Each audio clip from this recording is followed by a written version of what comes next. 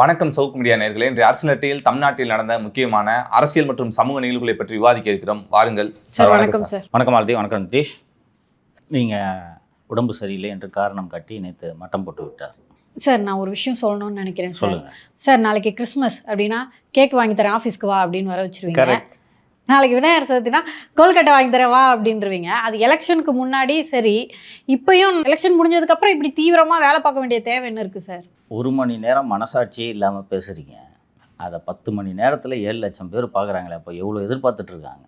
இப்படி உடம்பு சரியில்லை, விழாவை சிறப்பிக்க போகிறேன், இதெல்லாம் காரணமாக சொல்லி லீவ் போட்டால் அந்த நேயர்கள் ஏமாறுவார்களா இல்லையா? அதுக்கு தான் வர வைக்கிறது. உடம்பு சரியில்லைன்னா பேராசிட்டமால் இருக்குது, போட்டுட்டு உட்காருங்க. இந்த புதிய தலைமுறை செய்தியாளர் திரு விஜயன் அவர்கள் இயேசுநாதரின் சீடர்களில் ஒருவர் என்று சித்தரிப்பதற்கு தமிழக பத்திரிகை உலகம் முயன்று கொண்டிருக்கிறது. அந்த பத்திரிகை உலகத்தோடு, பத்திரிகை உலகம் என்றால் திமுக உலகம், இரண்டும் வேறு வேறு அல்ல, அந்த திமுக ஊடகவியலாளர்களோடு சேர்ந்து கொண்டு திமுகவின் நிலைய வித்துவான்கள் தொடர்ந்து நேற்றைக்கு முன்தினம் முதல் ஊதுவதை நிறுத்தாமல் ஊதி கொண்டிருக்கிறார்கள். கடைசியாக அதில் சேர்ந்திருப்பவர் மூத்த சமூக இயக்க தலைவர் ஐயா வீரமணி. ஒருத்தர் பாக்கி இல்லாமல் ஆளுக்கு ஒரு கை எடுத்து போடுவாங்கள்ல, அது மாதிரி எல்லாம் போட்டுக்கிட்டு இருக்காங்க. இதெல்லாம் பத்தாதுன்னு புதிய தலைமுறை செய்தி சேனலின் ஆசிரியர் திரு சாமஸ் அவர்கள் ஒரு நீண்ட கட்டுரை, எங்களுக்கு இது முன்னாடியே தெரியும், எங்ககிட்ட கூட அந்த மெசேஜ் எல்லாம் காமிச்சார், நாங்கள் என்னமோ நடக்குதுன்னு பேசிக்கிட்டு இருந்தோம். என்னமோ நடந்துச்சுன்னா அதை நியூஸ் பண்ணுறது தாங்க உங்கள் வேலை. என்னமோ நடந்துச்சுன்னு உங்களுக்குள்ளே பேசிகிட்டு இருக்கிறதுக்கு நீங்கள்லாம் என்ன ஜெப்டோவில் டெலிவரி பண்ணுறீங்களா? இல்லை டீ கடை வச்சுருக்கீங்களா? இல்லை ஒன்றா பேசிக்கிட்டாங்கன்னா 2 பேரும் கூட்டு கலவாணியும் போலீஸார் இவரும் விசாரிக்கணும். அதுதான் பண்ணால். இதுக்கு கட்டுரை வேறு எங்ககிட்ட காமிச்சார். ஜூன் 3வது வாரத்தில் வந்த ஜூனியர் விகடனுடைய கவர் ஸ்டோரி அறிவாலயத்தின் ஆபரேஷன் எஸ், ரைட்டா? நம்பிக்கை வாக்கெடுப்பு இப்போது தான் கொண்டு வரப்பட்டது என்பதால் இன்னும் 6 மாதங்களுக்கு ஆட்சிக்கு எதிரான நம்பிக்கை தீர்மானத்தை சட்டமன்றத்தில் கொண்டு வர முடியாது. அதனால் சபாநாயகர் மீது நம்பிக்கை தீர்மானத்தை கொண்டு வரலாம். அதைத்தான் கையில் எடுத்திருக்கிறார் உதயநிதி. சபாநாயகர் மீதான தீர்மானம் என்பதே ஆட்சியின் மீதான நம்பிக்கை தீர்மானம்தான். அதில் அறுதி பெரும்பான்மையை தாவேக்க நிரூபிக்க வேண்டும், தவறினால் ஆட்சியை இழக்க நேரிடும் அப்படின்னு சொல்லிட்டு அனிதா ராதாகிருஷ்ணன், செந்தில் பாலாஜி, MRK பன்னீர்செல்வம், SS சிவசங்கர், மா சுப்பிரமணியம், மூர்த்தி உள்ளிட்டவர்களுக்கு தாவேக்க MLAக்களை இழுக்கும் அசைன்மெண்ட் கொடுக்கப்பட்டிருக்கிறது. விஜய் நற்பணி மன்றத்திலிருந்து முதல் முறையாக MLAவான யாருமே இந்த திட்டத்திற்கு உடன்பட மாட்டார்கள். அதனால் மாற்றுக் கட்சியிலிருந்து தாவேக்காவுக்கு வந்து திடீர் MLA ஆனவர்களை குறிவைத்திருக்கிறோம் அப்படின்னு இதை ஜூனியருடன் எழுதிருச்சு. அந்த ஜூனியருடன் வந்ததை ஒட்டி அதற்கு 1-2 நாள் முன்ன பின்ன இருக்கும் கலாட்டா சேனலில் நான் இதை போட்டு உடைச்சேன். இந்த தருணத்தில் விலைக்கு வாங்கி கொண்டிருக்கிறார்கள் என்று நான் கூறினேன். அப்போ மூத்த பத்திரிகையாளரான சமஸுக்கு இது ஒரு செய்தியாகவே தோணலையா? ஒரு வரியில் போடுங்க சார், தம்பி சொன்னதான் கரெக்டு, சமஸுக்கும் இதில் கட்டிங் போயிருக்கு என்று தான் நான் நினைக்கிறேன். இல்லை, அவர்கிட்ட ஆதாரத்தை காட்டிருக்காருன்னா அப்போ அவரையும் கூப்பிட்டு விசாரிக்கணும். ஆமாம், அதான முறை. ஆதாரத்தை பார்த்து நீ என்ன பண்ணிட்டு இருந்த என்று கேட்க வேண்டும். கன்ஸ்பிரசிக்குள்ள அவரும் உள்ள வந்துருவார். ஆமாம், இட் இஸ் அன் அஃபென்ஸ். MLAக்களை விலைக்கு கொடுத்து வாங்குறது ஒரு அஃபென்ஸு. அந்த அஃபென்ஸ் நடக்கிற செய்தி உங்களுக்கு தெரிந்தும், ஒரு காக்னிசபிள் அஃபென்ஸ் நடக்கிறது தெரிந்தும் அதை சொல்லாமல் இருந்தீர்கள் என்றால் அந்த குற்றத்திற்கு நீங்கள் உடந்தை தானே. இல்லை கட்டுரை எழுதி டிஃபெண்ட் பண்ணுறீங்க. நான் நேற்று குறிப்பிட்டேன், இவர்கள் அத்தனை பேருக்கும் இந்த ஆட்சி வீழ வேண்டும். அதை எந்த வழிமுறையில் அதை வீழ்த்தினாலும் தவறில்லை என்று நினைக்கிறார்கள். இன்றைக்கி ஒரு விஷயத்தை பிரேக் பண்ணுறேன். திரு அமல்ராஜ் அவர்கள் எங்கெங்கே எவிடன்ஸ் இருக்கோ அந்த ஆங்கிளில் மட்டும்தான் போய்கிட்டு இருக்காரு. பிளான் என்னென்னா, ஜூன் 20 அல்லது 25க்குள் எந்தெந்த MLAக்கள்லாம் ஆப்ரேஷன் மேகாலயாவின் கீழ் வெற்றிகரமாக வாங்கப்பட்டார்களோ அவர்கள் தமிழகத்திலிருந்து அப்புறப்படுத்தப்படுவார்கள். ஃப்ளைட்டுக்கு டிக்கெட் போட்டுருவாங்க, ஏர்போர்ட்டுக்கு வரணும், ஏர்போர்ட்லேயே வச்சு 10 கோடி கொடுக்கப்படும். அடுத்து திமுக நம்பிக்கை வாக்கெடுப்பில் தோற்ற உடனே திமுக ஆட்சி அமைக்கும் அல்லது அதிமுக ஆட்சி அமைக்கும். 2 கட்சிகளில் எந்த ஆட்சி அமைந்தாலும் மாற்றி வாக்களித்த இந்த MLAக்களுக்கு ஒன்று மந்திரி பதவி கொடுக்கப்படும், இல்லை என்றால் கூடுதல் பணம் கொடுக்கப்படும். அட்வான்ஸு 10, மந்திரி பதவி வேணான்னா 50, இல்லை நான் மந்திரி ஆகணும்னு சொன்னால் 35. இதான் டீலு. 8 MLAக்கள் 10 கோடி அட்வான்ஸ் வாங்கிட்டாங்க. இப்போ ஏன் வந்து சிட்டி போலீஸ் அதை நோக்கி போகவில்லை என்றால் வாட் இஸ் எவிடன்ஸ்? இந்த எவிடன்ஸை விசாரிக்கிறதுக்கு தான் விஜயனை கூப்பிட்டது. இன்னொன்று, பத்திரிகை சுதந்திரத்துக்கு ஆபத்து அப்படின்னா, அப்படி என்ன டிவிகே கவர்மெண்ட்டில் பெரிய ஸ்கேமை வந்து புதிய தலைமுறை வெளிப்படுத்திடுச்சு, விஜயன் வெளிப்படுத்திட்டாரு. அந்த விவாத நிகழ்ச்சின்னு ஒன்று நடத்தி அதில் திமுகவுக்கு சொம்படிச்சிட்டு இருக்கிறத தாண்டி விஜயன் என்ன ஜேர்னலிசம் பண்ணிட்டாரு? இந்த விஜயன் மூத்த பத்திரிகையாளர் மாலதியை போல MOPயில் ஜேர்னலிசம் படித்து விட்டு இந்த ஃபீல்டுக்கு வந்தவர் அல்ல. அல்லது வேறு ஒரு டிகிரி முடித்துவிட்டு பத்திரிகை உலகில்தான் நான் வருவேன் என்று தீர்மானமாக ஊடக தொழிலின் மீது ஆர்வம் கொண்டு வந்தவரெல்லாம் அல்ல.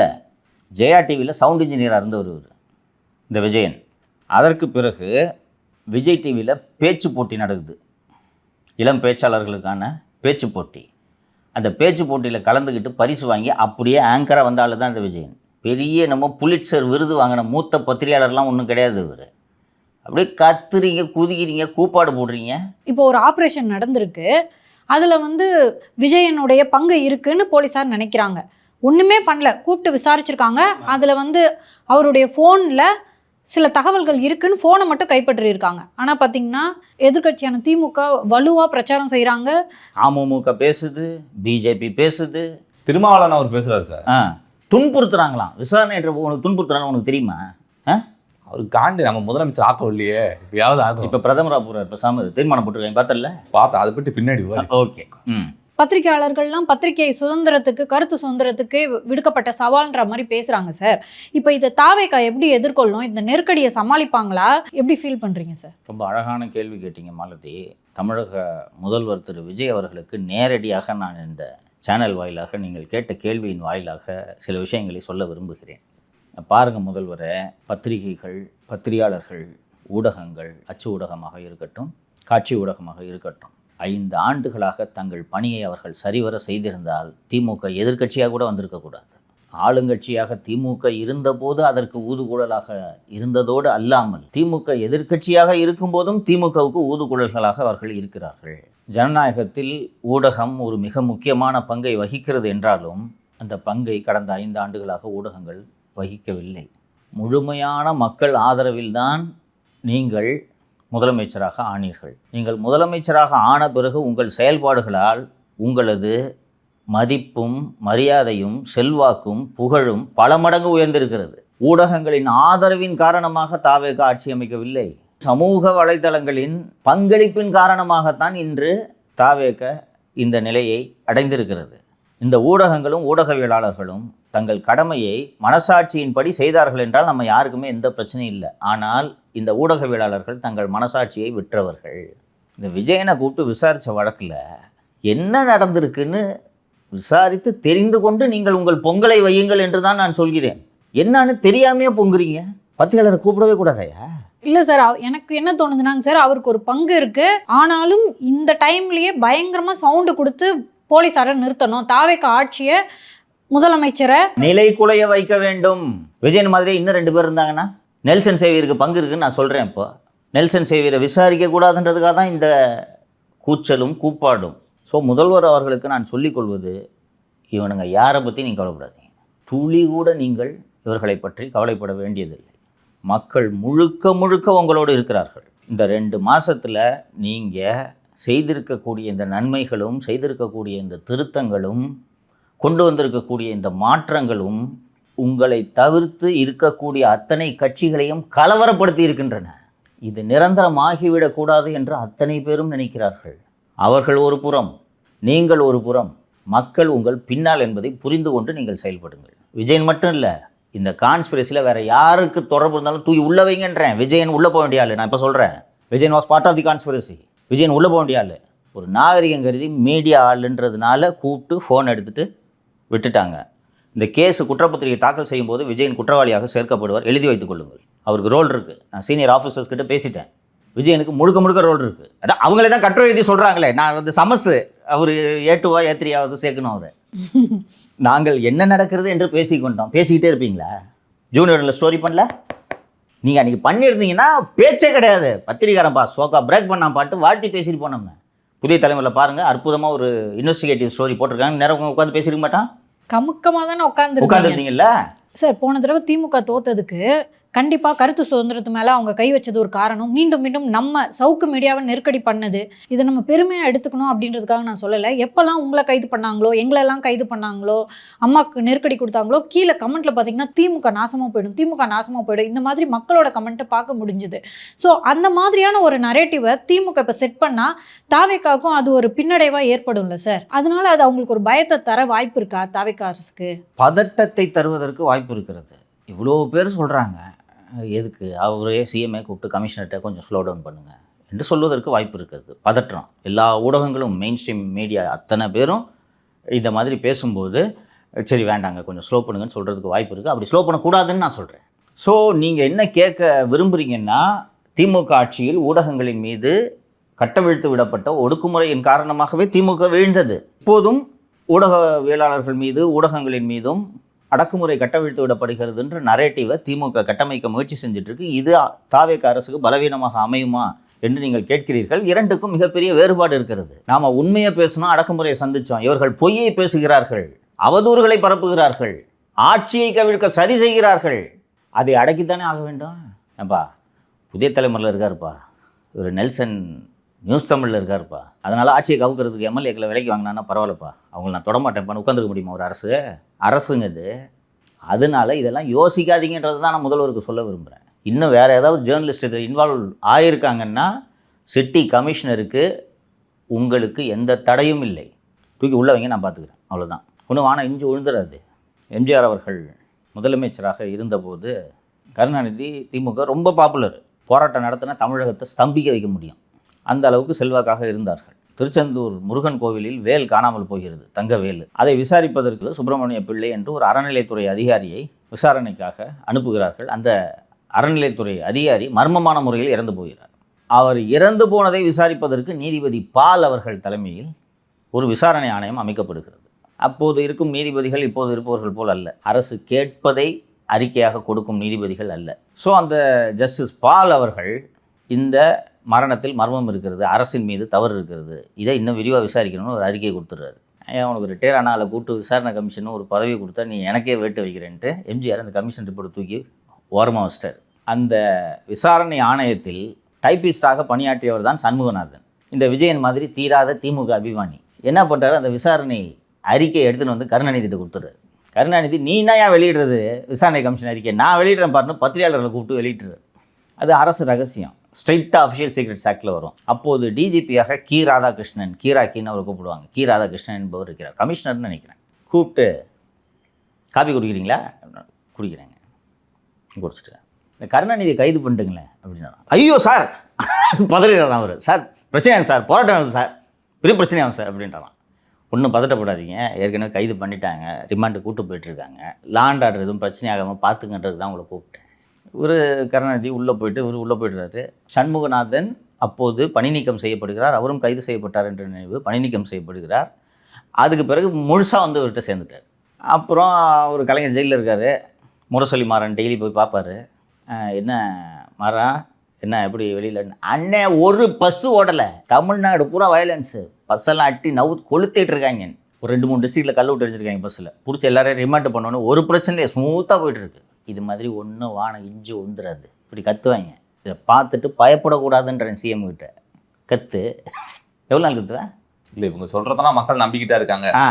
எல்லா பத்திரிகையிலையும் அந்த நியூஸ் சேனல்ஸ்ல ஃபுல்லா திமுக ஆட்சி சிறப்பாக இருக்கிறது, செம்மையாக செயல்படுகிறது இருந்தாங்க, அதனால மக்கள் திமுக செலக்ட் பண்ணிட்டாங்க சொன்னேன்.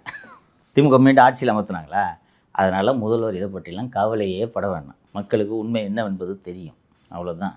1.5 மாதமாக எம்எல்ஏக்களை விலைக்கு வாங்குறதுக்கு கான்ஸ்பிரசி நடந்துகிட்ருக்கு. இவர் வாய்ஸ் நோட் அனுப்பிச்சிட்ருக்காரு. ஆப்ரேஷன் மேகாலயான்ட்டு 2 பேரும் மாற்றி கோட்வேர்டில் பேசிக்கிட்டு இருக்காங்க. இதுக்கு கூப்பிட்டு விசாரணை தானே பண்ணாங்க. எங்களை மாதிரி நீ பிரச்சனையை சந்திச்ச அதுக்கு ஐயோன்ட்டு ஒவ்வொருத்தரும் கத்துருக்கே. அதனால் முதல்வர் இதை பற்றிலாம் கவலைப்படாமல் நடவடிக்கை எடுங்க. உங்கள் ஆட்சியை கவுக்கிறதுக்குன்னு வேலை பண்ணிட்டு இருக்காங்க, அதை தடுக்கல, அதுக்கு நடவடிக்கை எடுக்கலாம். அப்புறம் என்ன சிஎம் நீங்கள் ஆட்சி கவுந்துட்டு வீட்டுக்கு போகிறீங்களா? அடுத்ததாக பழனி கோயில வேற ஒருத்தர் தனிப்பட்ட ஒரு நபர் வந்து பட்டா போட்டாங்க அப்படின்ற அந்த வழக்கு வந்து விசாரணை தீவிரமாக நடந்துருக்கு. நேற்று அது தொடர்பான வழக்கு வேறு நேற்று நீதிமன்றத்தில் வந்துச்சு. என்ன சார் நடந்துச்சு? முதல்வர் மிக மிக கவனமாக இருக்க வேண்டும் என்று நான் தொடர்ந்து நமது நிகழ்ச்சி வாயிலாக வலியுறுத்தி கொண்டிருக்கிறேன். இந்த பழனி கோவில் நிலப்பதிவு விவகாரம் ஒரு மிகப்பெரிய சதி திட்டத்தின் நீட்சி. நினச்சி பார்த்தா மிகப்பெரிய சதி. தாவேக ஆட்சி வந்த பிறகு பழனி கோவிலுக்கு சொந்தமான இந்த இடம் தனியாருக்கு பதிவு செய்து கொடுக்கப்படுகிறது என்றால் இதை ஒரு சாதாரணமான விஷயமாக கடந்து போக முடியாது. நேற்று திமுகவின் முன்னாள் எம்எல்ஏ திரு பரந்தாமன் அவர்கள் பத்திரிகையாளர் சந்திப்பை நடத்தி பழனி முருகனுக்கே மொட்டை போட்ட அரசு தான் தாவேக அரசு என்று கடுமையான விமர்சனங்களை வைத்திருக்கிறார். யூசி அதில் FIR was registered, investigation was transfer to crime branch CID. அந்த வாங்கின ஆட்களை தேடிக்கொண்டிருக்கிறார்கள். அதில் பதிவு செய்த அந்த உதவியாளர் ஜஸ்டின் மணிகண்டன் முன்ஜாமீன் பெற்றிருக்கிறார் இல்லையா? உள்ளபடியே தாவேக அரசு இந்த பழனி கோவிலின் நிலத்தை ஆட்டையை போட வேண்டுமென்றால் இப்படி கிறுக்குத்தனமாக செய்து மாட்டிக்கொள்ளாது என்பதை நாம் புரிந்து கொள்ள முடியும்.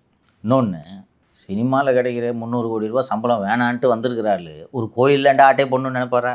ஸோ ஏன் இது நடந்தது? அந்த நிலத்தின் உரிமையாளர் பழனி கோவில். பழனி கோவில் ரெப்ரசன்டட் பை அறநிலைத்துறை என்றும் சொல்லலாம். அந்த அறநிலைத்துறை மற்றும் பழனி கோவிலை மனுதாரராகவே சேர்க்காமல் மதுரை உயர்நீதிமன்ற கிளையில் ஒரு மனு தாக்கல் செய்யப்படுகிறது. இந்த மாதிரி சப் ரிஜிஸ்ட்ரார்ட்ட டாக்குமெண்ட்டை கொடுத்தேன், அவர் ரிஜிஸ்டர் பண்ண மாட்டார், என்னன்னு கேளுங்க அப்படின்ட்டு ஒன்று கொடுத்ததும் உரிய காரணங்கள் இல்லாமல் ஒரு பத்திரத்தை பதிவு செய்ய மாட்டேன்னு நீங்கள் தடை செய்யலாம் கூடாது, முடியாது, அதனால் இதை பதிவு செய்யுங்கன்னு ஒரு உத்தரவு போடுறாரு. அந்த நிலத்தின் உண்மையான உரிமையாளர் யார் என்றதை அவர் எதிர்மனுதாரராக ஏன் சேர்க்கவில்லை என்ற கேள்வியை எழுப்பியிருக்க வேண்டும். அது கேட்காம கோட்டை ஏமாற்றி இந்த ஆர்டர் வாங்கிட்டாங்க. அந்த இடத்துலையே இருந்த ஒரு சார் பதிவாளர், நான் இதை பதிவு செய்ய மாட்டேன், லீவில் போகிறேன்ட்டு லீவில் போயிட்டார். இப்போது ஒரு பத்திரப்பதிவு அலுவலகத்தில் ஒரு சார் பதிவாளர் விடுமுறையில் சென்றால் என்ன நடக்கும்? அரசு துறையில் அது கீழே ஒருத்தர் சப் ரிஜிஸ்ட்ரார்னு ஒருத்தவங்க இருப்பாங்க, கீழே இல்லை. அப்போ அது பக்கத்தில் இருக்கவங்கள கரெக்ட், அருமையாக சொன்னேன். உனக்கு அரசு நிர்வாகமே தெரியாது, இருந்தாலும் ஒரு காமன் மேன் சொல்கிறது மாதிரி சொல்கிறேன். பக்கத்தில் இருக்க சப் ரிஜிஸ்ட்ரார் கூப்பிட்டு அடிஷனல் சார்ஜ் பாருன்னு சொல்லணும். பழனி பத்திரப்பதிவு மாவட்டத்தில் ரெவன்யூ மாவட்டம் வேறு, பத்திரப்பதிவு மாவட்டம் வேறு. பழனி பத்திரப்பதிவு மாவட்டத்தில் ஒட்டன்சத்திரம், கீரனூர், சத்திரப்பட்டி, களிமந்தாயம், குஜிலியம்பாளையம், வேடசந்தூர், பழனி ஜாயிண்ட் 2, பழனி ஜாயிண்ட் 1ன்னு கிட்டத்தட்ட 8-9 சப் ரிஜிஸ்ட்ரார் ஆஃபீஸ் அங்கேயே இருக்குது. 10 கிலோமீட்டர், 18 கிலோமீட்டர், 20 கிலோமீட்டரில் இருக்குது. இதை விட்டு 100 கிலோமீட்டர் தொலைவில் இருக்கக்கூடிய கொடைக்கானலிலிருந்து ஏன் ஒரு சார் பதிவாளர் அல்லது உதவியாளரை கூடுதல் பொறுப்பாக இங்கே போடுகிறீர்கள்? அவர் தான் நான் ரெஜிஸ்டர் பண்ணி தரேன்னு சொன்னார் போல இருக்கு, தைரியமாக. அது மட்டும் இல்லாமல் நீங்கள் அவர் பெயரை பார்க்க வேண்டும். ஒரு கிறிஸ்டியன் சப் ரிஜிஸ்ட்ராராக வேணும்னு கேட்டு எடுத்திருக்காங்க. ஒரு கிறிஸ்டியன் சப் ரிஜிஸ்ட்ராரை வச்சு ஒரு கிறிஸ்டியன் முதலமைச்சர் இந்து கோவிலின் நிலத்தை ஆட்டையை போட்டு விட்டார். திருப்பரங்குன்ற மாதிரி மத கலவரத்தை தூண்டுறது. மத கலவரத்தை மட்டும் இல்லை, இது எடுபடும்ல. இது எல்லாத்துக்கும் ஃபெசிலிட்டேட் பண்ணி கொடுத்தது யார் என்றால், கலை மற்றும் ஜான் ஆரோக்கியசாமி பரிந்துரையில் நமது முதல்வர் நியமித்த இந்த துறையின் செயலாளர் குமரகுருபரன். வழக்கமாக பத்திரப்பதிவு மற்றும் வணிக வரித்துறைக்கு ஒரு அரசு செயலர், இந்து சமய அறநிலையத்துறைக்கு ஒரு அரசு செயலர், இதுதான் வழக்கம் காலங்காலமாக. இந்த அரசு வந்த பிறகு முதல் முறையாக பத்திரப்பதிவுத்துறை, வணிக வரித்துறை, இந்து சமய அறநிலைத்துறை இது 3க்கும் சேர்த்து ஒரு அரசு செயலரை நியமிக்கிறார்கள். குமரகுருபரனை நியமித்திருக்கிறார்கள். குமரகுருபரன் மூர்த்தியின் கீழே பத்திரப்பதிவுத்துறை ஐஜியாக இருந்தார், செயலராக இருந்தார், இந்து சமய அறநிலைத்துறையின் ஆணையராகவும் இருந்திருக்கிறார். அவர் எதுக்கு முதல்ல கொண்டு வந்துங்க போட்டீங்க? இந்த பழனி நில பஞ்சாயத்தில் 2 துறைகளுக்கும் அவர்தான் செயலர். இந்த சென்னை மாநகராட்சியில் இருந்தார் அந்த குமரகுருபரன், அவரே தான். ஸோ இப்போது கொடைக்கானல் வேறு பத்திரப்பதிவு மாவட்டம், பழனி வேறு பத்திரப்பதிவு மாவட்டம். வேறு ஒரு பத்திரப்பதிவு மாவட்டத்திலிருந்து இன்னொரு பத்திரப்பதிவு மாவட்டத்திற்கு ஒருவரை கூடுதல் பொறுப்பாக நியமிக்க வேண்டும் என்றால் மண்டல பத்திரப்பதிவுத்துறை டிஐஜி தான் அந்த நியமனத்தை செய்ய வேண்டும். மதுரையின் டிஐஜி ஆஃப் ரிஜிஸ்ட்ரேஷனாக அவருக்கு கீழே தான் திண்டுக்கல்லும் வருது, பழனியும் வருது. மதுரை டிஐஜி ஆஃப் ரிஜிஸ்ட்ரேஷனாக இருப்பவர் ஆனந்தன். இந்த ஆனந்தன் யார் தெரியுமா? நேற்று மாண்புமிகு நீதியரசர் எஸ்.எம். சுப்பிரமணியம் அவர்கள் ஊழல் செஞ்சவனுக்கெல்லாம் ப்ரொமோஷன் கொடுக்க முடியாதுன்னு ஒரு தீர்ப்பு கொடுத்தாங்க. இருக்கா, படிச்சிங்களா? இவர் எனக்கு ப்ரொமோஷனே கொடுக்க மாட்டாங்க அரசு அப்படின்னு சொல்லிட்டு போய் ஒரு பெட்டிஷன் ஃபைல் பண்ணாரு. நீ பண்ண ஊழல் வேலையெல்லாம் உனக்கு ப்ரொமோஷன் கிடையாது, போராஜா, நேர்மையானவனுக்கு தான் ப்ரொமோஷன் கவர்மெண்ட்டில் ஓடு என்றார் அல்லவா? அவர் தான் இந்த ஆனந்தன். இப்போ இந்த பெரிய சதி செயல் தெரியுதா? இதெல்லாம் நடக்கும். இதெல்லாம் பண்ணி அறநிலைத்துறை அமைச்சர் ரமேஷ் தான் எங்களை இப்படி பத்திரப்பதிவு செய்ய சொன்னாருன்னு போட்டு உருட்டுறதுக்கு. ரமேஷ் கிட்ட யார் சொன்னார்? முதல்வர் ஜோசப் விஜய் சொன்னார். அந்த கிறிஸ்டியனும் ஜஸ்டின் மணிகண்டன் என்ற இந்த கிறிஸ்டியனும் சேர்ந்து பழனி கோவில் நிலத்தை ஆட்டையை போட்டு விட்டார்கள். இப்போ திமுக விமர்சனம் பண்ணலாம், எந்த நடவடிக்கையும் எடுக்காமல் அரசு கமுக்கமாக இருந்தால் நீங்கள் கேட்கலாம்.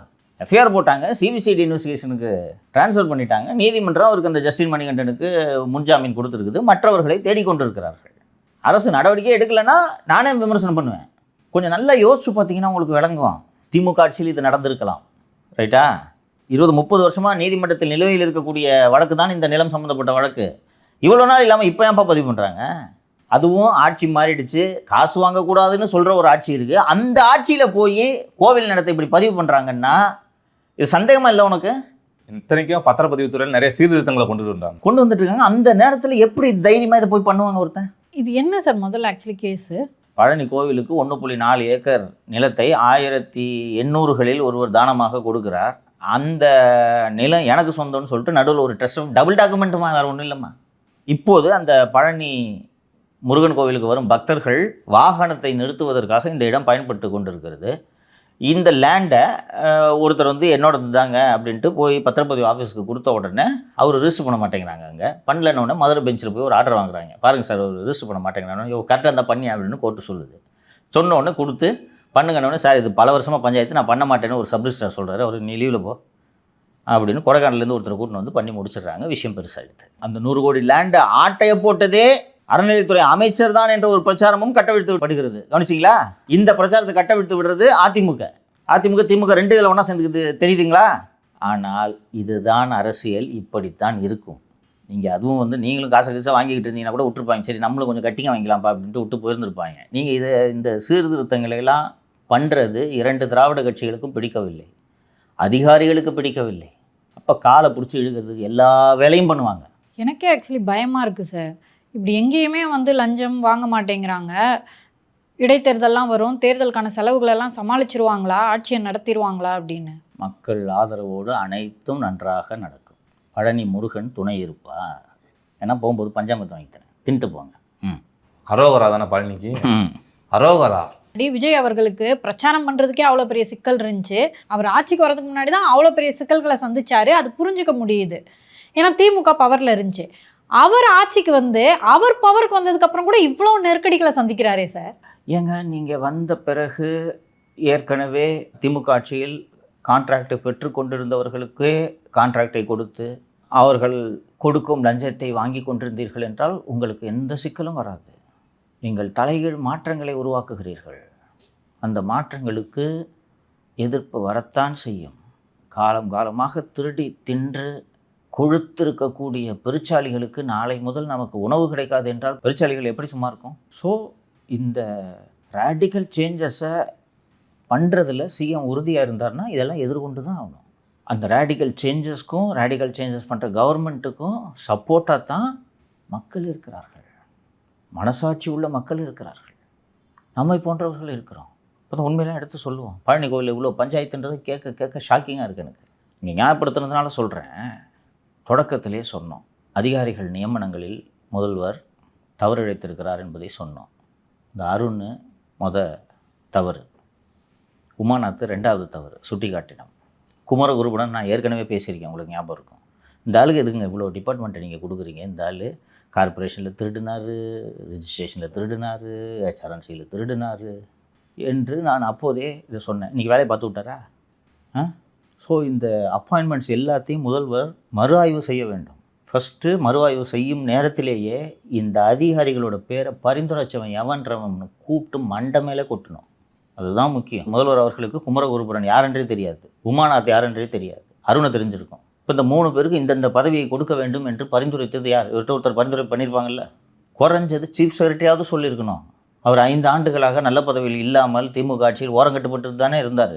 அப்போது இந்த பேரை ரெக்கமெண்ட் பண்ணும்போது, சார் 15 வருஷமாக மெடிக்கல் டிபார்ட்மெண்ட்டில் திருடினே இருந்தான் சார் இருந்தால். ஆனால் சாய்குமார் ஆஃபீஸர்ஸையும் விட்டு கொடுக்க முடியாதுல்ல அவர். ஓகே, நீங்கள் இவர் முதல்வர்கிட்ட நான் சொல்கிறேன், சாய்குமாரையும் கூப்பிட்டு கேட்கணும், இவன் அவ்வளோ பெரிய திருட்டு பயன் நீ ஏன் சொல்ல? நீங்கள் தானே எனக்கு சொல்லிக் கொடுக்கணும். ஏதோ கூட இருக்கிறவங்க தான் கலை சொன்னார்னு துட்டுக்கிட்ட வாங்கிக்கிட்டு இந்த பேரை ரெக்கமெண்ட் பண்ணுறாங்க, நீங்கள் அப்படியே போட்டுருவீங்களா? நீங்கள் எனக்கு கைடு பண்ணணும்ல என்று முதல்வர் சாய்குமாரையும் கேள்விக்கு உட்படுத்த வேண்டும்ன்றேன். இதெல்லாம் சொல்லாமல் அப்புறம் எதுக்கு அவர் சீஃப் செக்ரட்டரியாக இருக்கார், எதுக்கு அவருக்கு எக்ஸ்டென்ஷனு? ஒழுங்காக வேலை செய்யலைன்னா எக்ஸ்டென்ஷன் ரத்து பண்ணி வீட்டுக்கு அனுப்புங்க. சார், அதிகாரிகள் ஆரம்பிச்சிட்டிங்க. இந்த ராஜேஷ் லக்கானி அவர்கள் மத்திய அரசு பணிக்கு போயிருந்தார், இப்போ மறுபடியும் தமிழ்நாடு அரசு பணிக்கு வந்திருக்காரு சார். என்ன சார் விசேஷம்? தமிழ்நாட்டில் விசேஷத்தை உண்டு பண்ண வேண்டும் என்பதற்காக கூட அவர் வரலாம் அல்லவா? ஸோ திரு ராஜேஷ் லக்கானி அவர்கள் மாநில தேர்தல் அதிகாரியாக இருந்தவர். மாநில தேர்தல் அதிகாரினா ஜோதி நிர்மலசாமி போஸ்ட் இல்லை, சீஃப் எலக்ட்ரல் ஆஃபீஸர் எலெக்ஷன் கமிஷனுக்கு கீழே இப்போ அர்ச்சனா பட்நாயக் இருக்காங்களா, அந்த பதவியில் இருந்தவர். ஜோதி நிர்மலசாமி இன்னும் ராஜினாமா பண்ணல, முதல்வருக்கு நினைவூட்ட விரும்புகிறேன். எஃப்ஐஆர் போட்டு அரெஸ்ட் பண்ணிடல சொல்லியிருக்காங்க. ஸோ அவர் தனது மத்திய அரசு பணிக்காலம் முடிவடைவதற்கு முன்பாகவே அவர் நான் தாய்ப்பணிக்கு திரும்புகிறேன் என்று திரும்பி வந்திருக்கிறார். இந்த மாதிரி டெபுடேஷன் டென்யூரை சீக்கிரமாக முடிச்சுக்கிட்டு வரணுன்னா வர்ற அதிகாரி மீண்டும் அயல் பணிக்கு போக முடியாது. நீ தானே பாதியிலே போகிற, திரும்பி வராதங்கிட்டுருவாங்க. ஸோ அதை எடுத்துக்கிட்டு வர்றார். இது போன்ற அதிகாரிகளை முதல்வர் சரியாக பயன்படுத்தி கொள்ள வேண்டும். பல வருடங்களாக தமிழகத்தில் ஒரு பவர்ஃபுல்லான காவல்துறையை செம்மையாக வழிநடத்தக்கூடிய ஒரு உள்துறை செயலாளர் இல்லை. அந்த காலத்தில் தலைமை தேர்தல் அதிகாரியாக நரேஷ் குப்தா என்பவர் இருந்திருக்கிறார். நீங்கள் பார்த்துருப்பீங்க, கூகுளில் தேடினா ஒரு ஃபோட்டோ வரும். ஒல்லியாக, நிதிஷோட ஒல்லியாக இருப்பார். அவர் உள்துறை செயலாளராக இருந்தபோது காவல்துறை அதிகாரிகள் அத்தனை பேரும் நடுங்குவார்கள். ஐபிஎஸ் ஆஃபீஸரை மேய்க்கிற வேலையை ஒரு ஐஏஎஸ் ஆஃபீஸர்கிட்ட காலங்காலமாக கொடுத்துருக்கிறதுக்கு காரணம் இருக்குது. இதை விட ஒரு கேடர் மேலே அது பயப்படுவாங்க. அவங்களுக்கு கேடர் அஃபினிட்டியும் இருக்காது. வர ரிப்போர்ட்டை இப்போ நீங்கள் ஐபிஎஸ் ஆஃபீஸரை மேய்க்கிற வேலையில் இருந்துட்டாங்கன்னா இவங்க சொல்கிறாங்க அவங்க சொல்கிறாங்கன்ட்டு கொஞ்சம் சாஃப்டாக போகிறதுக்கு பாசிபிலிட்டி இருக்குது. ஐஏஎஸ்க்கு அந்த அஃபினிட்டிலாம் ஒன்றும் கிடையாது. ஸோ இவங்க என்னென்ன தப்புலாம் ஐபிஎஸ் பண்ணுவாங்கன்றதும் அவர்களுக்கு தெரியும். அதனால் லகானை இறுக்கி பிடிச்சி டைட்டாக நடத்துவாங்க. நரேஷ் குப்தா ஒரு அற்புதமான உள்துறை செயலாளராக இருந்தார். சையத் முனீர் ஹோடா என்ற ஒரு உள்துறை செயலாளர் நல்ல அதிகாரியாக இருந்தார். கலைஞர் காலத்தில் அவர் உள்துறை செயலாளராக இருந்தார். திமுக ஆட்சி காலத்தில் தான் என்று நினைக்கிறேன் நிரஞ்சன் மார்டி என்ற ஐஏஎஸ் அதிகாரியும் உள்துறை செயலாளராக இருந்தார். அவரும் காவல்துறையை நல்ல முறையில் கட்டுப்பாட்டில் வைத்திருந்தார். தவறிழைக்கிற அதிகாரிகளுக்கு எந்த விதத்திலும் சலுகை காட்ட மாட்டார், பயப்படுவாங்க. அபூர்வா வர்மா இருந்தார். அதற்கு பிறகு திமுக ஆட்சி காலத்தில் மாலதி இருந்தார். நீங்கள் இல்லை, உங்களுக்கு மேலே கம்ப்ளைண்ட் கம்ப்ளைண்ட் கொடுத்தவங்க தான் இறந்து விட்டார். இப்போது எல்லாம் கம்ப்ளைண்ட் கொடுத்தாங்க. அதெல்லாம் உண்மையாக இருந்தாலும் as a home secretary she was good. பின்னாளில் அவர் தலைமைச் செயலாளராக ஆனார். இந்த திமுக ஆட்சி காலத்தில் பிரபாகரன் ஐஏஎஸ் என்பவரை உள்துறை செயலாளராக நியமித்தார்கள். அதற்கு பிறகு தீரஜ்குமார் என்பவர் கடைசியாக ஆட்சி முடியும் தருவாயிலும் தீரஜ்குமார் என்பவர் உள்துறை செயலாளராக இருந்தார். அவரைத்தான் தேர்தல் ஆணையம் மாற்றிவிட்டு மணிவாசனை கொண்டு வந்தது. ஹோம் செக்ரட்டரி பார்த்தா ஐபிஎஸ் ஆஃபீஸர்ஸ் எல்லாம் பயப்படுறது தான் வழக்கம். இந்த 2 ஹோம் செக்ரட்டரியும் இந்த ஐபிஎஸ் ஆஃபீஸருங்க மாட்டிகிட்டு இருப்பாங்க. நீ எங்கே போகிறன்றதை எடுத்து காட்ட, முந்தா நாள் அங்கே போனியா? இவங்க அவங்க பக்கமே போகிறதில்ல. போலீஸ் ஆட்சி தானே நடந்துச்சு, அவங்க பக்கமே போகிறதில்ல. ஸோ இந்த காவல்துறையை சீர்திருத்தி சரியான முறையில் வழிநடத்த ஒரு நல்ல உறுதியான ஐஏஎஸ் ஆஃபீஸர் வேண்டும். லக்கானி மாதிரி ஆஃபீஸர்ஸ் வரும்போது அவரை பயன்படுத்தி கொள்வது முதல்வரோட விருப்பம். இதெல்லாம் ஆப்ஷன் சொல்ல மாட்டாங்க. இப்போ ஒரு ஃபார் எக்ஸாம்பிள் சாய்குமாரே சொல்ல மாட்டார். என்ன, அவர் முதல்வருக்கு நெருங்கிட்டாருன்னா நமக்கு இதுக்கு வேண்டாம், இவரெல்லாம் தூக்கி ஓரமாக எங்கேயாவது அனுப்பிவிடுவோம். இதுதான் ஆஃபீஸர்ஸ் எல்லாருக்கும் புத்தி இதுதான். அதனால் இந்த நிகழ்ச்சி வாயிலாக இதை சொல்கிறோம். ஒரு மத்திய அரசு பணி வேண்டான்னு சொல்லிட்டு இங்கே வர்றாருன்னா இங்கே ஸ்டேட்டுக்கு சர்வ் பண்ணணுன்றது தான் அவரோட எண்ணமாகவும் நோக்கமாகவும் இருக்க முடியும். ஒரு ஏற்கனவே சொன்னதை நான் மீண்டும் வலியுறுத்துகிறேன். போலீஸ் டிபார்ட்மெண்ட்டை நல்லா மெயின்டைன் பண்ணுறது ஒரு பவர்ஃபுல் ஹோம் செக்ரட்டரி வேணும், அசர்ட்டிவ் ஹோம் செக்ரட்டரி வேணும், அத்தாரிட்டேட்டிவ் ஹோம் செக்ரட்டரி வேணும். அது இல்லைன்னா மேய்ச்சிருவாங்க. கடந்த ஆட்சி காலத்தில் இங்கே வச்சது தான் சட்டம். செந்தில் வேலை, அருண், அருத்தந்தை இவங்க எல்லாம் ஒரு செட்டு சேர்ந்துக்கிட்டு இவ்வளவு அநியாயம். தீபர் தினேஷ் இவங்க எல்லாம் ஒரு டீம் தான். இந்த போலீஸுக்கு இன்டர்செப்ஷன் பவர்ஸு, இந்த ஃபோனு மானிட்டரிங் பவர்ஸு இதெல்லாம் இருக்கிறதுனால எவன் எங்கெங்கே பேசுகிறான்னு எல்லா டேட்டாவும் எடுத்து வச்சுக்கிட்டு ஒருத்தனையாக மிரட்டுறது. எல்லாருக்கும் ஒரு அந்தரங்கன் இருக்கும்ல. ஐஏஎஸ் ஆஃபீஸர் நம்ம இவன் வாயில் ஏன் போய் விடணும் அப்படின்ட்டு நீங்கள் சொன்னால் சரின்ட்டு இந்த ஐஏஎஸ் ஐபிஎஸ்க்கு சப்மிசிவாக 5 வருஷம் இருந்துச்சு டிஎம்கே ஆட்சி காலத்தில். அதெல்லாம் மாற்றணும். இந்த ஹையரார்கி ஐஏஎஸ், அதுக்கு அடுத்தது தான் ஐபிஎஸ். இந்த ஹையரார்கி கரெக்டாக மெயின்டைன் பண்ணணும். அடுத்து அந்த பள்ளிக்கரணை சதுப்பு நிலத்தில் இந்த பிரிகேட் நிறுவனம் வந்து ஒரு கட்டுமானம் கட்டலாம்னு சொல்லிட்டு அவங்களுக்கு பிளான் போட்டாங்க. திமுக ஆட்சியில் அதுக்கு அனுமதி கொடுத்தாங்க. இந்த அரசு அமைச்சோடனே மொதல் வேலையாக கேன்சல் பண்ணி விட்டாங்க சார். அதை எதிர்த்து சுப்ரீம் கோர்ட் போனாங்க. இங்கே வராதிங்க, நீங்கள் கீழே போயிட்டு பசுமை தீர்ப்பாயத்துக்கிட்டே போங்கன்னு சொல்லிட்டு சொல்லியிருக்காங்க சார். அந்த பிரிகேட் நிறுவனம் கிட்டத்தட்ட 1250 வீடுகள் என்று நினைக்கிறேன். அந்த ராம்சார் நிலத்துக்கு உள்ளேயே இருக்குது. எவ்வளோ விசாரணை தான் முதல்வர் நடத்துவார், லஞ்ச ஒழிப்புத்துறை நடத்துவது எனக்கே மலைப்பார். அந்த ராம்சார் நிலத்துக்கு உள்ளேயே இருக்கக்கூடிய இந்த மனைக்கு எப்படி அனுமதி கொடுக்கப்பட்டது என்பதை நிச்சயமாக இந்த அரசு விசாரிக்க வேண்டும். விசாரித்தால் முதல் குற்றவாளியாக திருமதி சுப்ரியா சாஹூ வருவார். தங்கம் தென்னரசுவையும் அவர் தான் அந்த மினிஸ்டர் என்ற அடிப்படையில் அக்யூஸ்டாக சேர்த்திங்கன்னா கன்ஃபெஷன் கொடுத்துருவார். எவ்வளவோ சொன்னேன், இந்த அம்மா கேட்கலங்க, சேகனா விடக்கூடாது. இல்லைன்னா முதலமைச்சர் அவங்க கிட்ட போய் பர்சனலாக மன்னிப்பு கேட்கணும்னு எழுதுவாங்களா? அப்புறம் தெரியும் யார் யார்கிட்ட வந்து மன்னிப்பு கேட்குறாங்கன்னு. தூக்கி உள்ள வைங்கன்றேன். நான் மீண்டும் மீண்டும் சொல்லிட்டு இருக்கேன். தூக்கி ஒரு 5 ஐஏஎஸ் ஆஃபீஸரை ஜெயிலுக்கு போடுங்க, ஒழுங்காக வேலை பார்ப்பாங்க. அவ்வளோ பேரும் ஒழுங்காக வேலை பார்ப்பாங்க. எனக்கு உள்ளபடியே வருத்தமாக இருக்கிறது. நான் முதல்வர்கிட்ட இது கோரிக்கையாகவே வைக்கிறேன். மாதத்துக்கு 2 வியோவை மாட்டிப்பாங்க மாலதி விஜிலன்ஸில். எப்படியாவது இந்த எலி வந்து எப்படி போய் கரெக்டாக தேங்காயை கடிக்குதா அது மாதிரி கடிச்சு ரெகுலராக 2 வியோவை மாட்டிப்பாங்க மாதம். தமிழ்நாட்டில் ஏதாவது ஒரு இடத்துல வாங்குற அமௌண்ட்லாம் எவ்வளோன்னு பார்த்தோன்னா 1000 2000. ஜெயிலுக்கு போய் 30 நாள் கழித்து தான் வெளில வர்றான். சஸ்பெண்ட் ஆகி ஏதோ அப்புறமா ஏதோ ஒரு அந்த அமர்வு நீதிபதி போய் தொலைது 25 நாள் இருந்துட்டான் போ அப்படின்ட்டு விரட்டி விடுவாங்க. 1000 ரூபா 2000 வாங்குறவனை பிடிச்சி ஜெயிலில் வைக்கிறீங்க. 1250 வீடு எவ்வளோ விலை இருக்கும். அதுக்கு சுற்றுச்சூழல் விதிகளை எல்லாம் மீறி சும்மாவா அனுமதி கொடுத்துருப்பாங்க இந்த அம்மா? இவரும் இன்னசென்ட் திவ்யாவும் சேர்ந்து ஊட்டி மற்றும் ஊட்டி மலை சார்ந்த பகுதிகளில் வாங்கிய நிலங்களை எல்லாம் விசாரிக்க சொல்லுங்கள். பல உண்மைகள் வெளியே வரும். வீட்டுக்காரர் சேர்ந்து ஜெயிலுக்கு போகிறார். ஸோ மன்னிப்பு கேட்கணும்னு சொன்னாங்கல்ல, எஃப்ஐஆர் போடுங்க. யார் மன்னிப்பு கேட்குறாங்கன்னு தெரியும். சார் லஞ்சம் ஆரம்பிச்சிட்டிங்க, அது தொடர்பான இன்னொரு செய்தி வேறு வந்திருக்கு. மாநகராட்சி செயற்பொறியாளர் அலுவலகத்தில் ஒரு 32,000 மதிப்புள்ள வெளிநாட்டு சரக்கு பறிமுதல் பண்ணிருக்காங்க சார். பாரு தம்பி, இன்னைக்கு பெரும்பாலானோர் மது குடிக்கிறார்கள். ஓகே, அதனால் அந்த காலத்தில் எம்ஜிஆர் படத்தெல்லாம் வர்ற மாதிரி ஐயோ குடிக்கிறானா அதெல்லாம் இல்லை, அதெல்லாம் மலையில் போச்சு அந்த சீனெல்லாம். ஸோ அந்த செயற்பொறியாளர் குடிக்கணுன்னா போய் வீட்டில் போய் சந்தோஷமாக குடிச்சுக்கிட்டோம். ஆஃபீஸ்லேயே 5 ஃபுல்லு பாட்டிலில் வச்சுருக்கிறாருன்னா எவ்வளோ தைரியம் வந்துருச்சு. அது இது எப்படி வந்துச்சுன்னா சார், அது நியூஸ் பேப்பர்லேயே போட்டிருக்கு.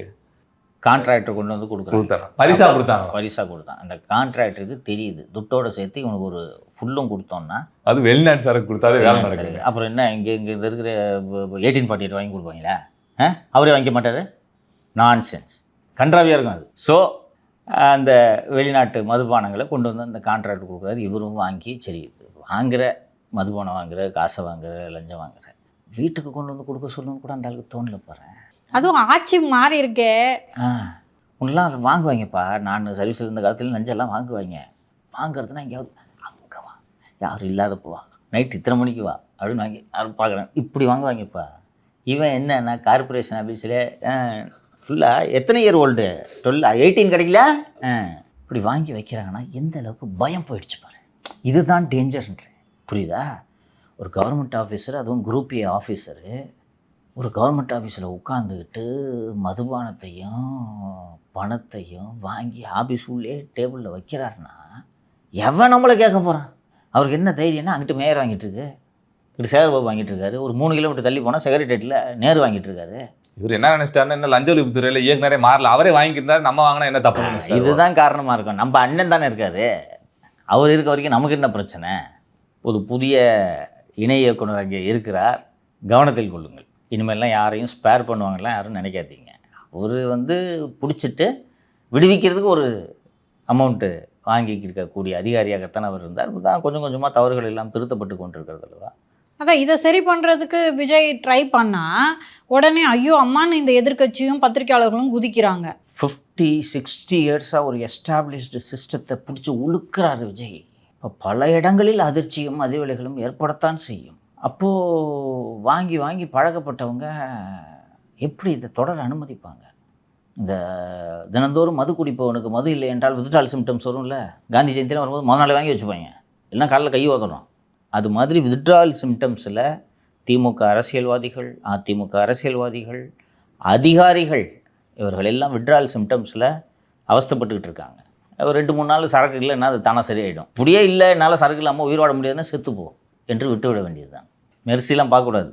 அடுத்ததா அனைத்து மது ஆலைகள் இருந்தோம் ஒரே அளவு எல்லாத்திட்டையும் மதுபானத்தை கொள்முதல் பண்ண அரசு முடிவு பண்ணிருக்காங்களா சார்? இதான் சார் நல்ல முடிவா? நல்ல முடிவு. அதாவது என்னென்னா, மொத்தம் இது வரைக்கும் ஒரு ஸ்ட்ரேஞ்ச் ரூல்ஸ் வச்சுருந்தாங்க. தமிழகத்தில் உற்பத்தியாகக்கூடிய மதுபானங்களை தான் டாஸ்மாக் கொள்முதல் செய்ய வேண்டும் என்று. இது ஒரு கிறுக்குத்தனமான முடிவு. இல்லை, இதற்கு முன்னாடி இந்த அரசுகள்லாம் எப்படி சார் பண்ணிட்டு இருந்தாங்க?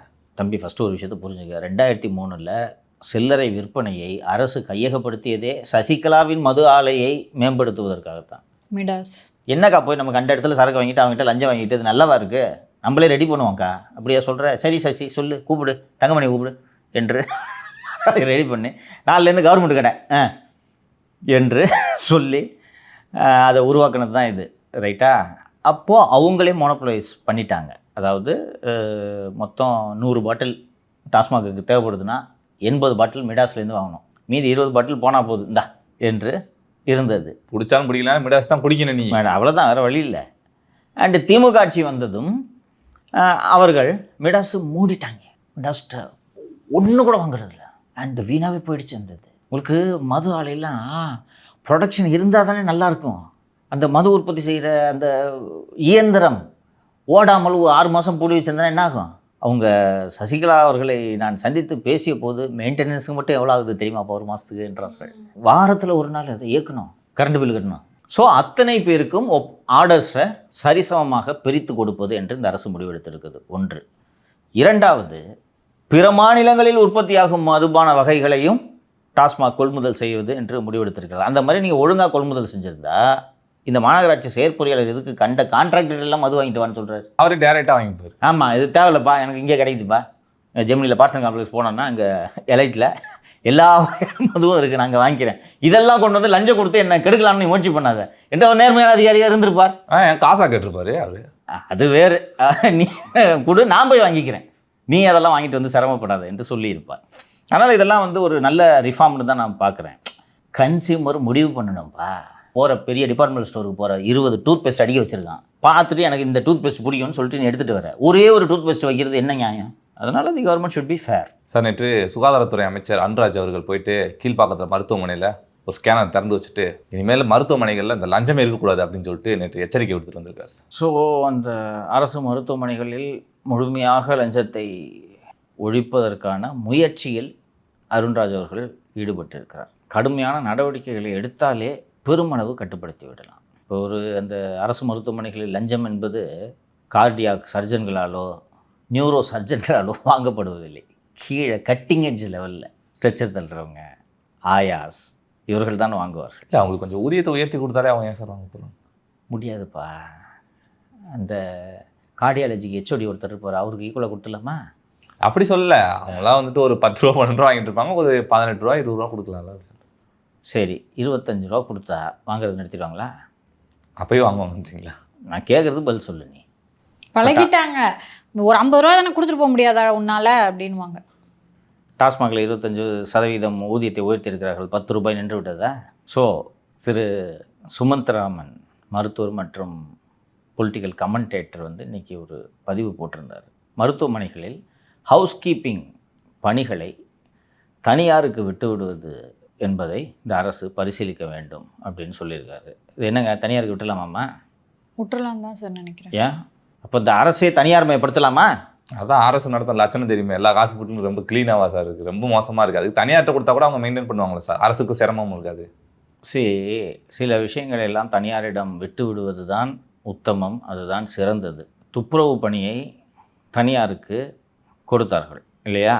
தனியார் மெர்சி பார்ப்பானா? க்ளீனாக இல்லைன்னா அந்த ஏரியாவில் இருக்க ஸ்வீப்பரை நாளிலேருந்து நீ வேலைக்கு வராது பண்ணுறோம்.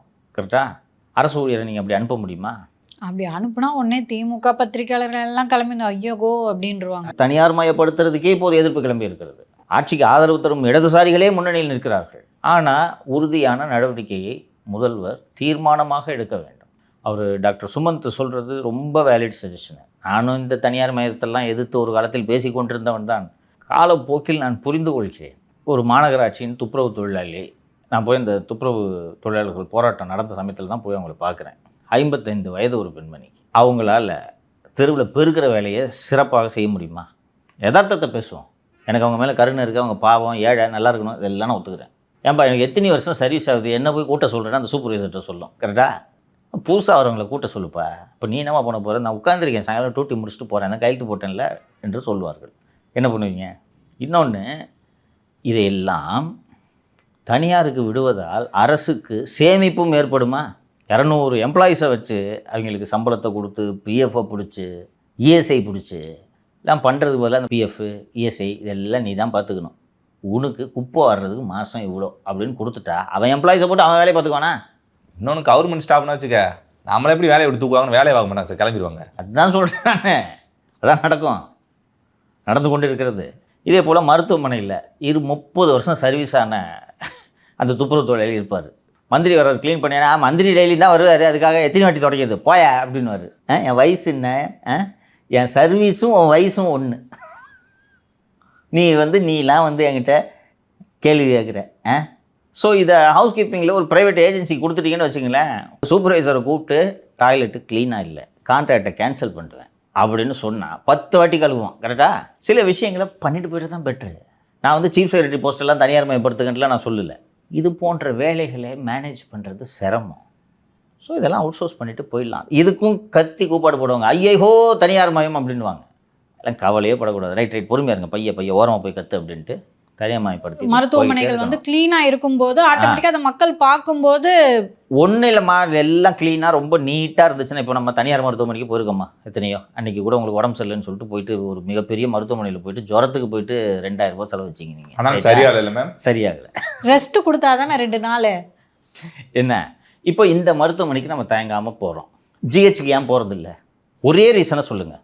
இங்கே தனியார் மருத்துவமனை விட ஜிஹெச்சில் சிகிச்சை தரமாக இருக்கும்னு நமக்கு தெரியும். ஆனால் ஜிஹெச்சுக்கு ஏன் போக மாட்டேங்க? நீட்டாக இருக்காது. கரெக்டாக இதை நீங்கள் ப்ரைவேட்டைஸ் ஹவுஸ் கீப்பிங் ப்ரைவேட்டைஸ் பண்ணிவிட்டு நீட்டாக இல்லைன்னா கான்ட்ராக்டர் ரத்து பண்ணுவேன்னா நீட்டாக வச்சுருப்பான் இல்லையா?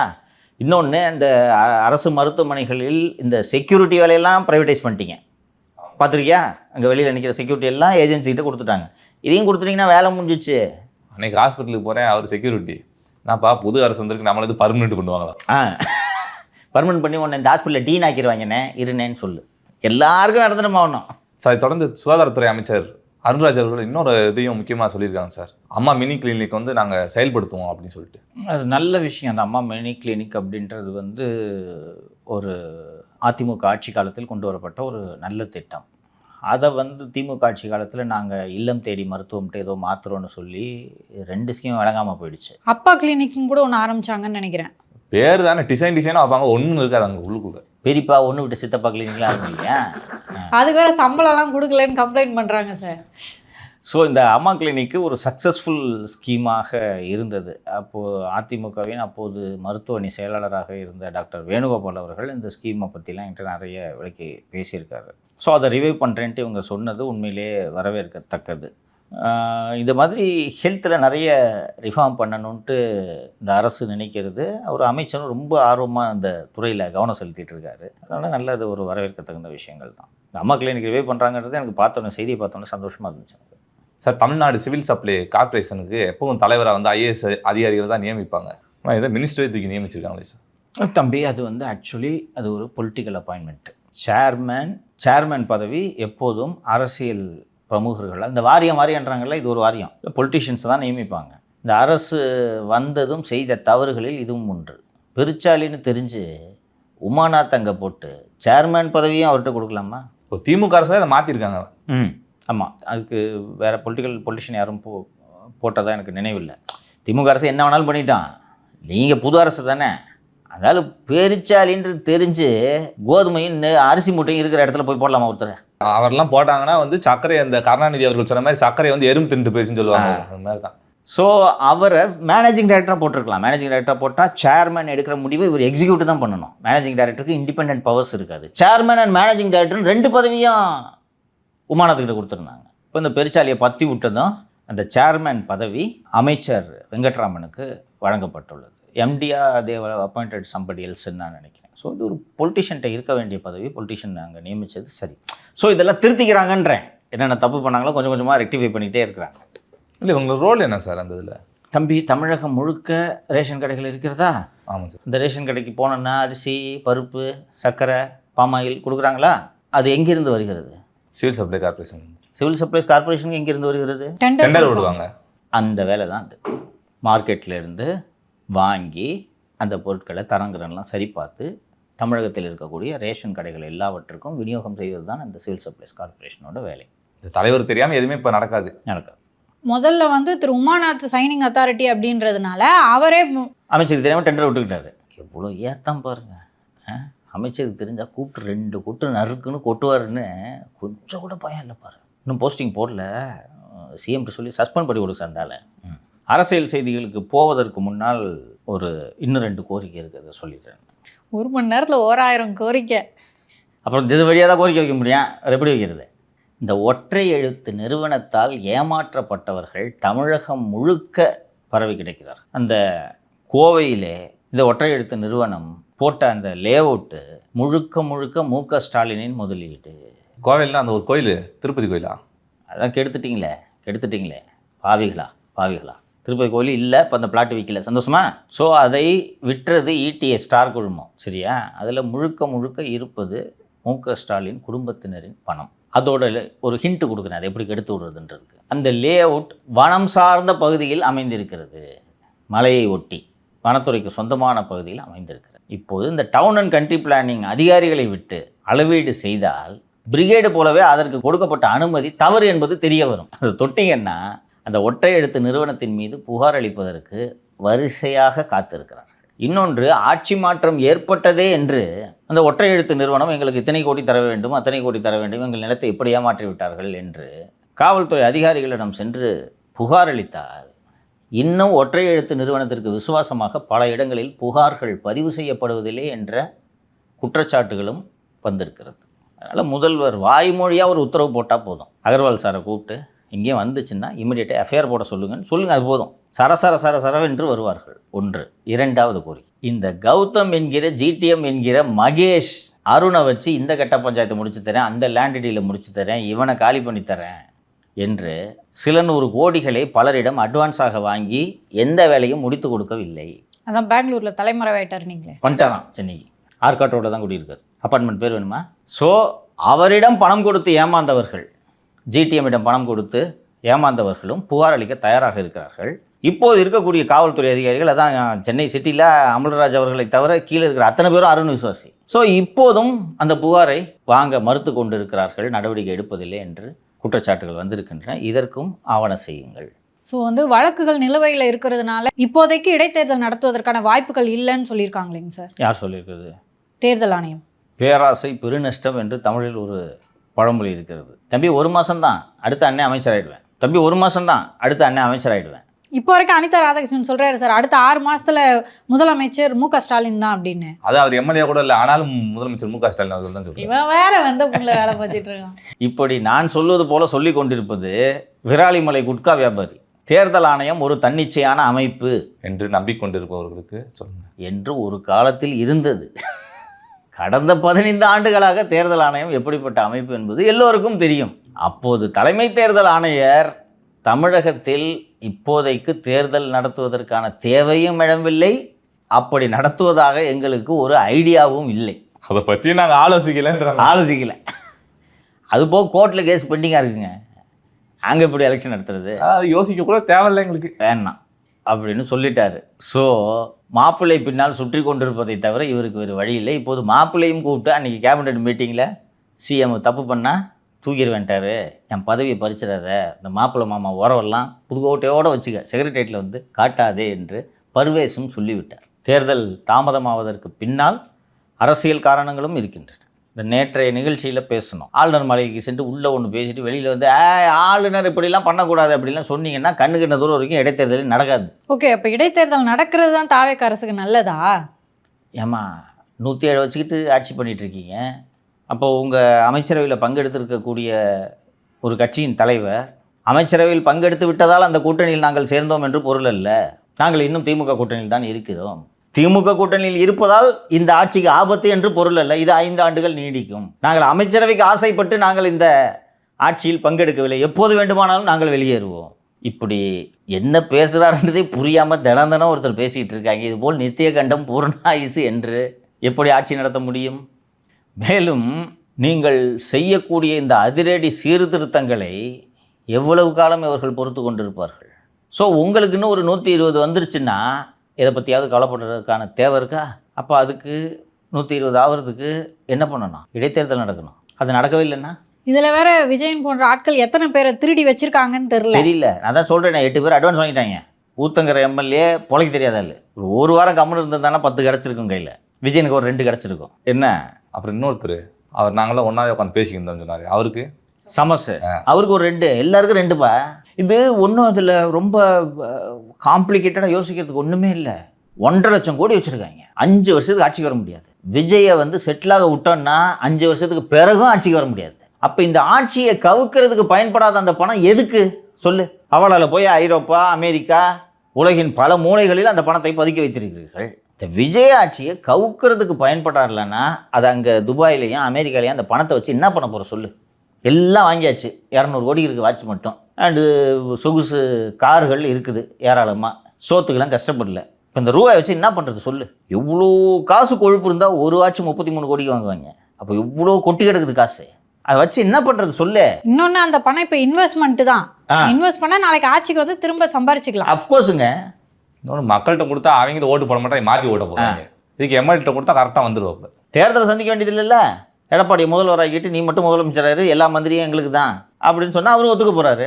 முன்னாடி தான் எடப்பாடி பழனிசாமி முதலமைச்சர், இப்போ ஸ்டாலின் அவர்களாம். எடப்பாடி பழனிசாமி அதுவும் கிடையாது. இப்போ அது எம்எல்ஏ ஆகணும் ராஜா. அப்புறம் திருப்பி விஎஸ் பாபு சொல்லுவார், தேவையா அவங்களுக்கு. ஸோ ஆட்டை களைச்சி விடுறதுக்கு எல்லா வேலையும் செய்வார்கள், நடந்து கொண்டு தான் இருக்கிறது.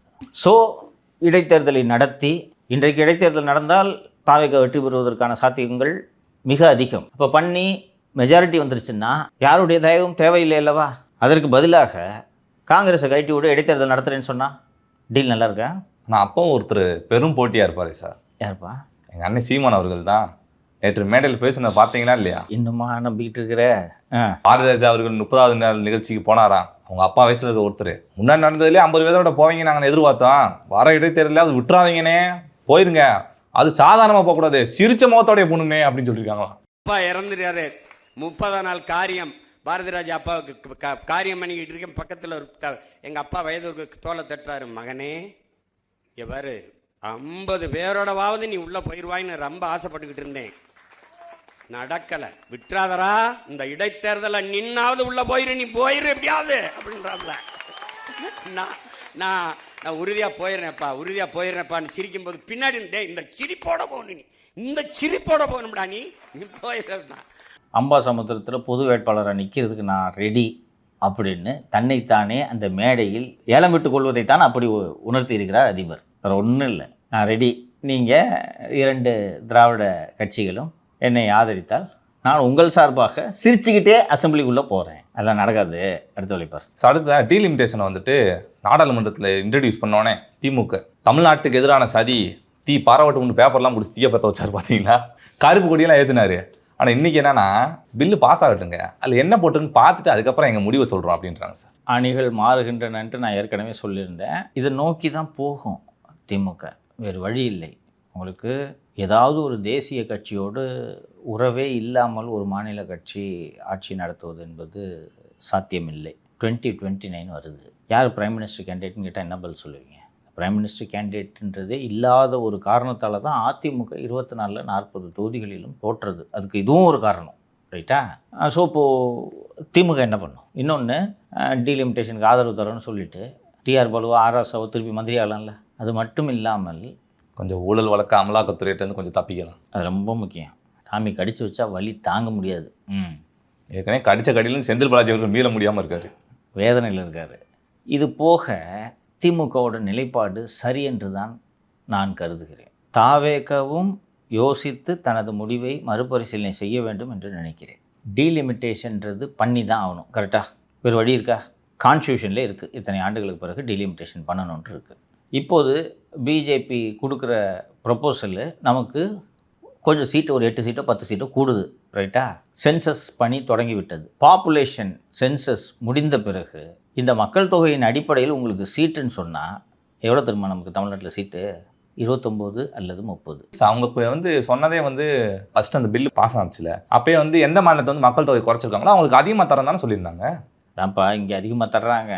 இப்போ நம்ம வைக்கிற டிமாண்டு, நீ இன்னைக்கு டீலிமிட்டேஷன் பண்ணாத, சென்சஸ் முடிஞ்ச பிறகு பண்ணுன்ட்டு தான் இவர்களோட ஸ்டாண்டு. டீலிமிட்டேஷனே பண்ணாதன்ட்டு நீ எப்படி ஸ்டாண்ட் எடுப்ப? கான்ஸ்டியூஷனில் இருக்கிறத எப்படி மாற்றுவ? அண்ட் இதில் பெரும் முரண்கள் இருக்கிறதுன்றதை நம்ம மறுக்க முடியாது தானே. சோழிங்கநல்லூர் தொகுதின்னு தான் நினைக்கிறேன். சோழிங்கநல்லூர் சட்டப்பேரவை தொகுதியில் 7 லட்சம் ஓட்டர்ஸ்ப்பா, பெரிய கான்ஸ்டியூன்சி. இதே போல் மக்களவை தொகுதிகளிலும் நிறைய ஏற்றத்தாழ்வுகள் இருக்குது. அதனால தான் வந்து இந்த பாப்புலேஷன் டெமோகிராஃபி இதன் அடிப்படையில் குறிப்பிட்ட ஆண்டுகளுக்கு ஒரு முறை டீலிமிட்டேஷன் செய்ய வேண்டும் என்று கான்ஸ்டியூஷனில் இருக்குது. அதன்படி பண்ணித்தான் ஆக வேண்டும். இப்போ நாங்கள் மக்கள் தொகை கணக்கெடுப்பின்படி பண்ணுகிறோம்னு சொல்லி மக்கள் தொகை கணக்கெடுப்பின்படி 9 சீட்டு நமக்கு இப்போ குறையுது, 30 சீட்டு ஆயிடுச்சுன்னா நம்ம நிலைமை என்ன? அப்போவும் யூபிக்கு அதிகமாகுது. அட்லீஸ்ட் இப்போ கொஞ்சம் கூட கொடுக்குறாங்க. இதன் காரணமாகவெல்லாம் திமுக நிலைப்பாட்டை மாற்றவில்லை. இன்னைக்கு அனாதைப்பிடமாக திமுக இந்தியா முழுக்க இருக்கிறது இல்லையா? ஒரு காலத்தில் இந்தியாவுக்கே ஒரு வழி நடத்துவார் அப்படின்னு சொல்லிட்டு இருந்தாங்க, இந்தியா கூட்டணி தலைவர் அப்படின்னாங்க. இன்னைக்கு கிட்டத்தட்ட அனாதைப்பிடமாக திமுக மாறிவிட்டது. அதன் காரணமாக அமலாக்கத்துறையிடமிருந்து தப்பிக்கவும் அண்ட் யோசித்து பார்த்துட்டு இது பெட்டர் அப்படின்ட்டு அவங்க நினைத்திருக்கலாம். அதன் அடிப்படையிலும் அவர்கள் டீலிமிட்டேஷனை ஆதரிக்கிறாங்க. அண்ட் இதை கொஞ்சம் டீப்பாக சட்ட வல்லுநர்களோடு ஆராய்ச்சி செய்துவிட்டு எல்லா கட்சிகளுமே இதை ஆதரிப்பது தான் சரியான ஒரு நிலைப்பாடாக இருக்கும் என்று நான் நினைக்கிறேன். இல்லைங்க, ஏன்னாப்பா சென்சஸ் ஸ்டார்ட் ஆகிடுச்சு, சென்சஸ் முடிஞ்ச பிறகு 30 ஆச்சுன்னா என்ன பண்ணுவீங்க? டீலிமிட்டேஷன் பண்ணி தான் ஆகணும். 30 ஆச்சுன்னா அப்போவும் யூபி கூடும்ல. ஸோ இவங்க சொல்கிற லாஜிக் எல்லாம் ரைட்டு தான். அதாவது தென்னிந்தியாவின் பங்களிப்பே இல்லாமல் அல்லது தென்னிந்தியாவின் வாக்குகளே அவசியம் இல்லாமல் இந்தி மாநிலங்களில் பெரும் வாக்குகளை மட்டும் வைத்து ஒரு கட்சி டெல்லியிலே ஆட்சியை பிடிக்க முடியும் என்பதுதான் நிலைமை. அதுக்கு என்ன பண்ண முடியும்?